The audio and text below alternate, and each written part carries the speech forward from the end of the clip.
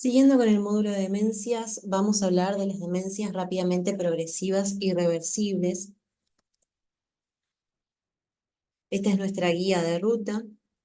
Vamos a hacer una breve introducción al tema, hablar de los factores de riesgo, las etiologías, el diagnóstico y el tratamiento. También vamos a hablar de dos entidades particularmente importantes en este grupo de enfermedades, como son la enfermedad de Creutzfeldt-Jakob y la encefalitis autoinmune. Bueno, a modo de introducción, tenemos que decir que son entidades clínicas que producen un deterioro acelerado en el área cognitiva, motora y funcional, evolucionando en forma aguda o subaguda en menos de 2 años. Que es importante en este grupo de enfermedades la detección de comorbilidades y trastornos potencialmente modificables. Bueno, se acepta que el intervalo desde el primer síntoma hasta el inicio de la demencia se mide en semanas o meses. Y la mayoría de pacientes con demencia rápidamente progresivas que progresan desde la independencia hasta la dependencia completa o casi completa se da dentro de los 2 primeros años. En cuanto a los factores de riesgo, bueno, vamos a hacer hincapié sobre todo en los factores de riesgo cardiovascular, como por ejemplo la hipertensión, la diabetes, el ACV, la FA, la dislipemia, también enfermedades renales, enfermedad hepática o tiroidea, antecedentes de cáncer, desnutrición, mala absorción, algunos fármacos, ya sea por acción directa o acción indirecta. De acción directa tenemos las benzodiazepinas, narcóticos, anticolinérgicos, de acción indirecta los inmunosupresores. Exposición ocupacional a metales pesados, por ejemplo, infecciones, HIV, antecedentes familiares. En este caso vamos a tener en cuenta las causas dominantes de enfermedad priónica o la enfermedad de Alzheimer. En cuanto a las etiologías, bueno, vamos a tener esta mnemotecnia, vitamins, haciendo referencia a causas vasculares, infecciosas, tóxico-metabólicas, autoinmunes, metástasis, neoplasias, idiopáticas, neurodegenerativas y sistémicas. Bueno, en esta diapositiva dejo algunos ejemplos de todas estas etiologías. Las etiologías también se pueden clasificar según la tasa de progresión y posible reversibilidad. Así, las causas en el cuadrante superior derecho, que es el área sombreada, generalmente se asocia con las presentaciones progresivas más rápidas y el mayor potencial de respuesta a los tratamientos apropiados. Es por eso que es crucial identificarlas. Por ejemplo, las causas autoinmunes, tóxico-metabólicas, iatrogénicas, infecciosas y sistémicas. Bueno, para hablar del diagnóstico, antes, ante un paciente con una sospecha de demencia rápidamente progresiva, tenemos que hacernos ciertas preguntas que son claves. Entonces vamos a preguntarnos, ¿mi paciente tiene una demencia rápidamente progresiva? ¿Qué causas de demencia rápidamente progresiva son más probables en mi paciente? ¿Qué estudios complementarios comunes sugieren la causa de una demencia rápidamente progresiva? ¿Qué pruebas adicionales pueden aclarar el diagnóstico? Y sobre todo esta pregunta que es la más importante, ¿el paciente tiene una causa tratable de demencia rápidamente progresiva? Bueno, en cuanto al diagnóstico vamos a tener criterios diagnósticos que son 4 puntos, A, B, C y D. El punto A es la evidencia de un declive cognitivo significativo comparado con el nivel previo de rendimiento en uno o más dominios cognitivos, ya sea atención compleja, función ejecutiva, aprendizaje y memoria, lenguaje, habilidad perceptual motora o cognición social, basadas en la preocupación en el propio individuo, en un informante que le conoce o en el clínico, porque ha habido un declive significativo en una función cognitiva y en un deterioro sustancial de rendimiento cognitivo. El punto B, bueno, los déficits cognitivos interfieren con la autonomía del individuo en las actividades cotidianas, es decir, por lo menos necesita asistencia con las actividades instrumentales complejas de la vida diaria, como pagar facturas o cumplir los tratamientos. El punto C, los déficits cognitivos no ocurren exclusivamente en el contexto de un delirium. Y el punto D, los déficits cognitivos no se explican mejor por otro trastorno mental, por ejemplo, un trastorno depresivo mayor o esquizofrenia. Es importante también para el diagnóstico la anamnesis, vamos a interrogar sobre el tiempo de evolución, la naturaleza de los síntomas, el estado cognitivo previo y síntomas neuropsiquiátricos.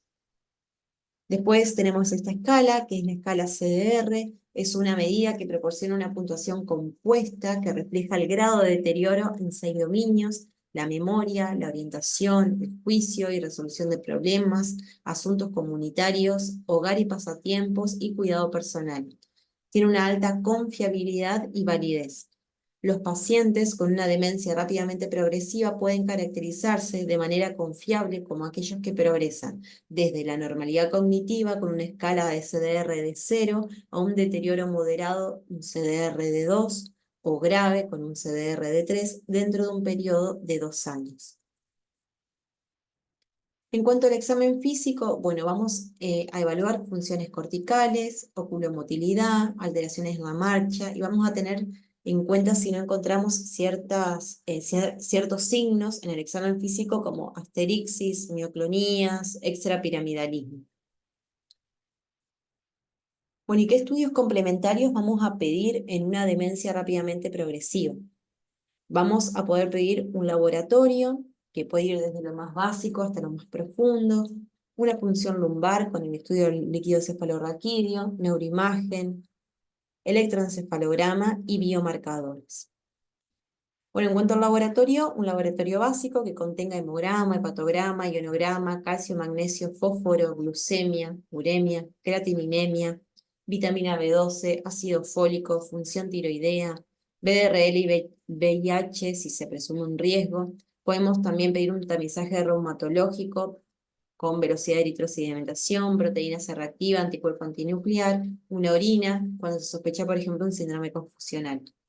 También podemos profundizar un poco del laboratorio, podemos pedir pruebas reumatológicas adicionales, acá ya entrarían eh, el PANCA, el CEANCA, el ADN de doble cadena, el factor reumatoideo, C3 y C4, vitamina B1, examen toxicológico, frotis de sangre, prueba de hipercoagulabilidad, examen infeccioso, panel de encefalitis autoinmune, anticuerpos antitiroglobulina y antitiroperoxidasa, anticuerpos antiacuaporina 4 o anti-MOG, anticuerpos asociados con el cáncer, metales pesados, cobre y ceruloplasmina.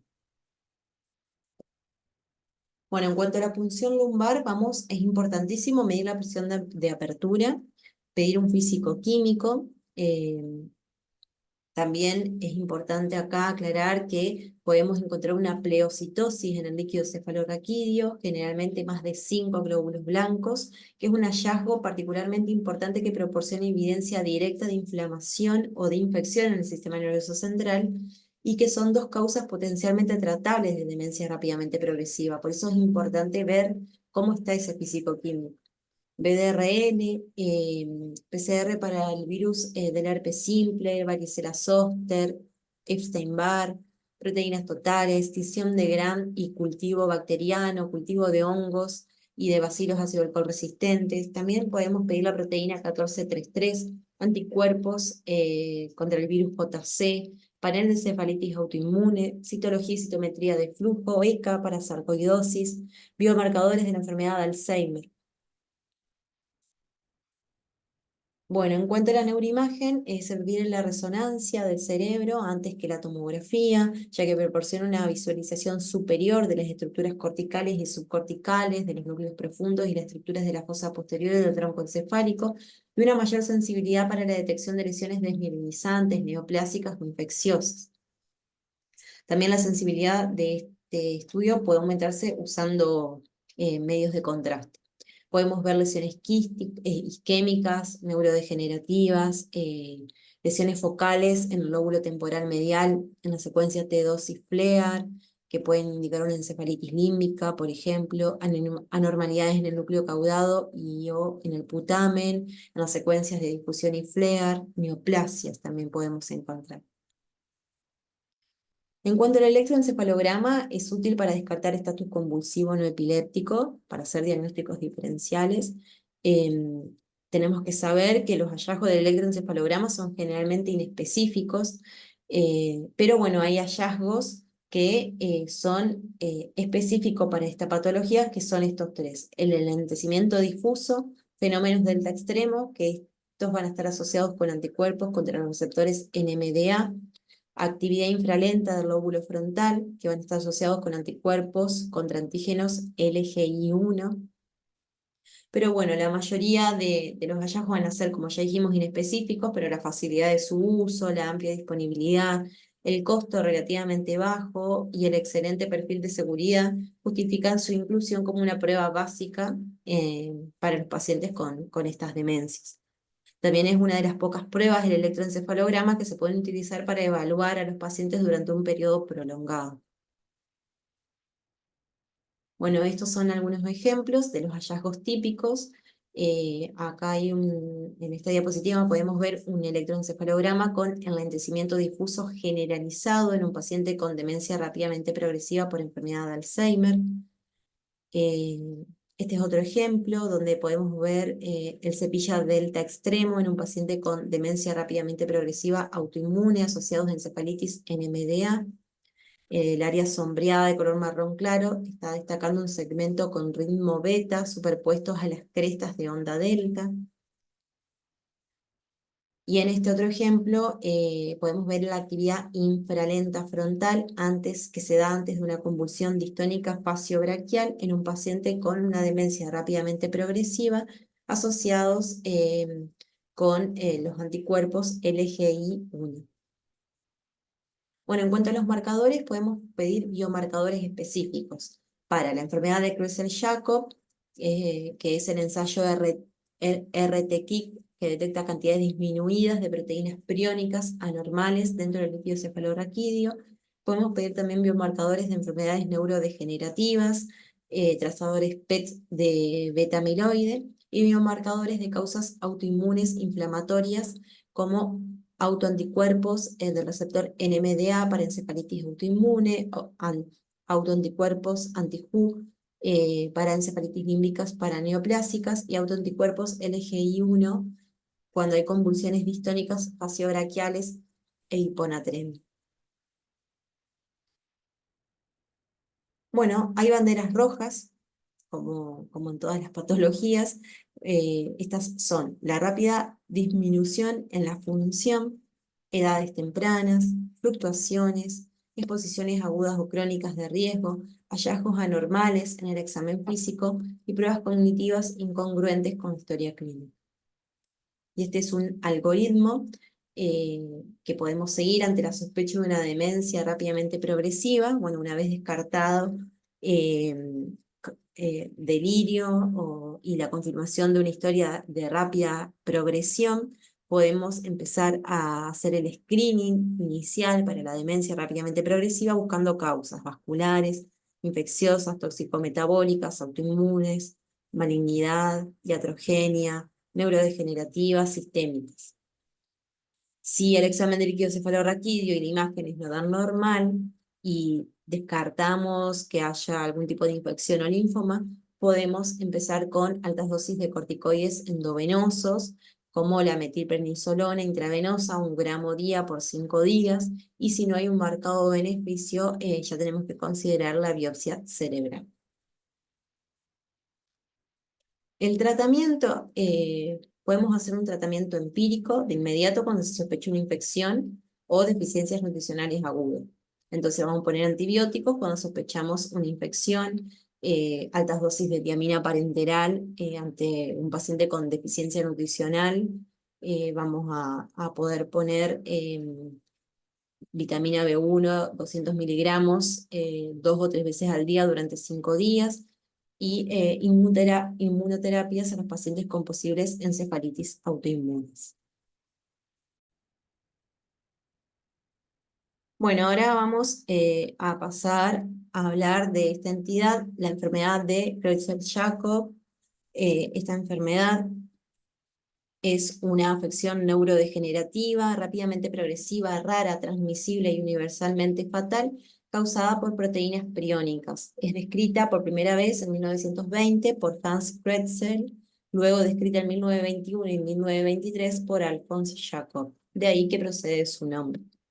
Bueno, en cuanto a la etiología, el agente infeccioso es el prión, que es una proteína y puede transmitirse por contacto directo con tejido contaminado, en este caso va a ser iatrogénico, o mediante la herencia de una mutación en el gen de la proteína prión, en este caso va a ser familiar. En cuanto a la clínica, bueno, tiene características clínicas comunes a todas las enfermedades priónicas, que es la afectación exclusiva de la enfermedad al sistema nervioso central, el periodo de incubación prolongado, curso progresivo y uniformemente fatal. En cuanto a la clasificación, puede ser esporádica, genética familiar y adquirida. Ahora vamos a hablar más profundamente de cada una de estas. En cuanto a la esporádica, es la más común en el 85% de los casos, ocurre espontáneamente, sin una causa conocida, se da con un pico de mayor incidencia a los 70 años, una supervivencia media de 4 a 8 meses, el 90% de los pacientes mueren dentro del primer año. Dentro de la genética familiar es el segundo tipo más común de enfermedad de Creutzfeldt-Jakob, 10 al 15% de los casos, puede tener antecedentes familiares y una prueba de mutación genética positiva. Las mutaciones son autosómicas dominantes en el gen PRNP que codifica la proteína priónica. Y la adquirida es por transmisión iatrogénica u oral de humanos o animales, menos del 1% de los casos, se da en adultos jóvenes, edad media de 29 años, y bueno, está el signo del pulvinar en la resonancia magnética cerebral, que ya vamos a profundizar sobre esto. Bueno, hablando un poco de los síntomas de la enfermedad de Creutzfeldt-Jakob esporádica, tenemos síntomas prodrómicos inespecíficos como pérdida de peso, alteraciones del sueño, trastornos de la conducta o cambios de personalidad, síntomas visuales mal precisados. La marcha y el lenguaje se afectan también en las fases tempranas. Posteriormente aparece una demencia rápidamente progresiva y ataxia cerebelosa y mioclonías. Finaliza en un mutismo asinético con mioclonías. El fallecimiento se da tras una mediana de supervivencia de 6 meses. En cuanto a la enfermedad de Creutzfeldt-Jakob genética familiar, también llamado el síndrome de Hertzmann-Strauler-Scheiner, se da entre los 60 y los 70 años de vida, duración media de la enfermedad, la duración media de la enfermedad es de 6 a 7 años. Las alteraciones genéticas se dan en el gen PRNP, se caracteriza por una ataxia cerebelosa lentamente progresiva y deterioro cognitivo, paraparesia espásticas y signos extrapiramidales. Después tenemos la adquirida, que puede ser iatrogénica. La transmisión de la infección se da de persona a persona en el curso de diversos procedimientos médicos o quirúrgicos. Se caracteriza sobre todo por demencia y ataxia. También puede haber signos extra y piramidales, mioclonías y mutismo asinético. Cursa de forma insidiosa, el 77% de los casos se detecta un aumento de la proteína 1433 en el líquido cefalorraquídeo, y en el electroencefalograma puede haber complejos punta-onda periódicos que pueden aparecer de forma preferente en el lugar de inoculación, y no se aprecian estas alteraciones hasta fases muy tardías en el electro. También en la adquirida tenemos la nueva variante de la enfermedad, que también es llamada mal de las vacas locas, se da en pacientes más jóvenes, mediana de supervivencia de 14 meses. La proteína 1433 se detecta en el 50 al 60% de los casos. El diagnóstico definitivo se establece tras el examen neuropatológico. Puede realizarse un estudio histológico también de las amígdalas. En el electro son cambios inespecíficos, y en la resonancia hay dos signos característicos, que es el signo del pulvinar, que tiene una sensibilidad del 78 al 90% y una especificidad del 100%, y se refiere al aumento de señal simétrico de ambos núcleos pulvinares del tálamo con respecto a la corteza cerebral y la parte anterior del putamen. Y el signo del palo de hockey, que hace referencia a la señal hiperintensa que involucra el pulvinar y el núcleo dorso-medial del tálamo bilateralmente en la secuencia de Fleer, simulando un palo de hockey. Bueno, la clínica en este tipo de enfermedad son síntomas psiquiátricos, disestesias en extremidades y cara, ataxia asociada a movimientos involuntarios coreicos, distónicos o mioclónicos, deterioro cognitivo progresivo, mutismo asinético. Bueno, en cuanto a la resonancia de encéfalo, como ya dijimos, tenemos el signo del pulminar, el signo del palo de hockey, que ahora lo vamos a ver, y también se caracteriza esta enfermedad por hiperintensidades corticales en forma de cintas en difusión y en flare en el giro cingulado, en el lóbulo frontal, temporal y parietal y en núcleos de la base. Acá hay un ejemplo de las hiperintensidades corticales en forma de cintas en esta imagen y un ejemplo del signo del palo de hockey, que ahí se representa. Bueno, siguiendo con exámenes complementarios, en el líquido cefalorraquídeo podemos hacer la prueba de RT-QuIC, que es el ensayo que detecta cantidades diminutas de proteínas priónicas anormales, tiene una alta sensibilidad y especificidad. eh, bueno, también se puede detectar la proteína tau total aumentada. En cuanto a la biopsia cerebral, podemos ver pérdida neuronal, gliosis reactiva, placas amiloideas de proteínas priónicas, presencia de grandes vacuolas que generan el característico aspecto de esponja del cerebro, como se ve en la imagen. Bueno, hay criterios diagnósticos para la enfermedad de Creutzfeldt-Jakob. Tenemos el definitivo, que va a ser con la el definitivo que va a ser con la confirmación neuropatológica. El probable va a ser con una demencia progresiva y al menos dos de las siguientes características clínicas: mioclonías, alteración visual o cerebelosa, disfunción piramidal o extrapiramidal. También tiene que haber mutismo acinético y un electroencefalograma típico y o la proteína 1433 positiva en el líquido cefalorraquídeo, con una supervivencia de menos de 2 años. Esa es la probable. Y la posible son características clínicas y una supervivencia de menos de 2 años. Bueno, siguiendo con la otra entidad, que es la encefalitis autoinmune. Bueno, la encefalitis autoinmune, a modo de introducción, es un ataque mediado por anticuerpos sobre las estructuras neuronales que da como resultado una respuesta inflamatoria localizada. Es una causa importante de alteración del estado mental de nueva aparición. Tenemos, en cuanto a la fisiopatología, eh, dos clases: la paraneoplásica y la no paraneoplásica. La paraneoplásica es secundario a una neoplasia, ya sea, por ejemplo, un carcinoma de pulmón de células pequeñas, neuroblastoma, tumor de células germinales de los testículos, carcinoma de mama, linfoma Hodgkin, timoma, carcinoma de ovarios o teratomas. Después se clasifican en tipo 1, que son antígenos intracelulares, y tipo 2, antígenos de la superficie celular. Las tipo 1 son las anti-HU, anti-MA y TA, anti-CB2 y descarboxilasa de ácido antiglutámico, que son las anti-GAP.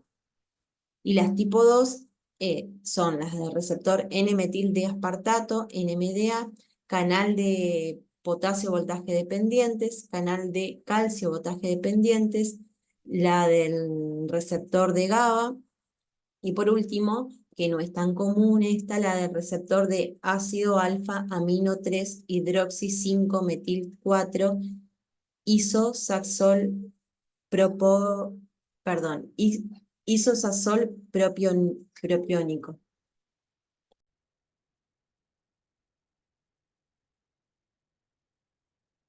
Bueno, acá tenemos las encefalitis autoinmunes, anticuerpos del grupo, estos son los anticuerpos del grupo 1 con antígenos intracelulares. Se dirigen a los antígenos neuronales intracelulares, asociados con una neoplasia maligna subyacente. Tienen menor respuesta a la terapia inmunomoduladora y una mayor prevalencia de daño neuronal irreversible. Los marcadores clínicos menos específicos de la enfermedad de la encefalitis autoinmune. Dentro de estas tenemos a la anti-HU, anticuerpo nuclear antineuronal 1, forma paraneoplásica más común de encefalitis autoinmune, se asocia mucho a cáncer de pulmón de células pequeñas. La clínica es una encefalomielitis, neuropatía sensorial subaguda y degeneración cerebelosa, convulsiones epilépticas, motoras focales prolongadas y ensalmos. En la resonancia se pueden ver lesiones hiperintensas en T2 flare, en los lóbulos temporales mediales, afección variable del cerebelo y del tronco encefálico. Esta es una imagen característica.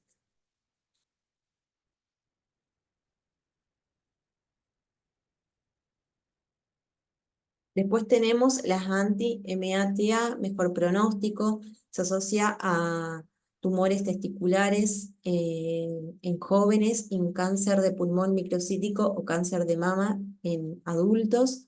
La clínica es una disfunción límbica, diencefálica o del tronco encefálico. En la resonancia podemos ver lesiones hiperintensas clásicas de T2 FLEAR en los lóbulos temporales mediales y afectación variable del tálamo y del tronco encefálico. Luego tenemos los anti-CB2, proteína 5 mediadora de la respuesta a la colapsina, se asocia a cáncer de pulmón de células pequeñas y timoma maligno. La clínica son movimientos coreicos, hay que descartar primero trastornos tóxicos metabólicos como hiperamonemia, intoxicación por monóxido de carbono o hipoglucemia. Bueno, y por último tenemos las otras encefalitis autoinmunes con antígenos de superficie celular que son las del grupo 2. Tienen antígenos neuronales de la superficie celular, menos probabilidades de estar asociados con una neoplasia maligna subyacente como la anterior, responden mejor a la terapia inmunomoduladora temprana, y bueno, el trastorno autoinmune sistémico subyacente o síntomas síntomas después de una infección viral o vacunación. No tiene una etiología clara. Y dentro de estas tenemos las encefalitis del receptor de NMDA, es el subtipo más común, sean mujeres jóvenes y niños con una autoinmunidad no asociada con el cáncer. La disfunción neuronal inflamatoria inicialmente es reversible, potencialmente progresa la destrucción neuronal permanente si no se trata.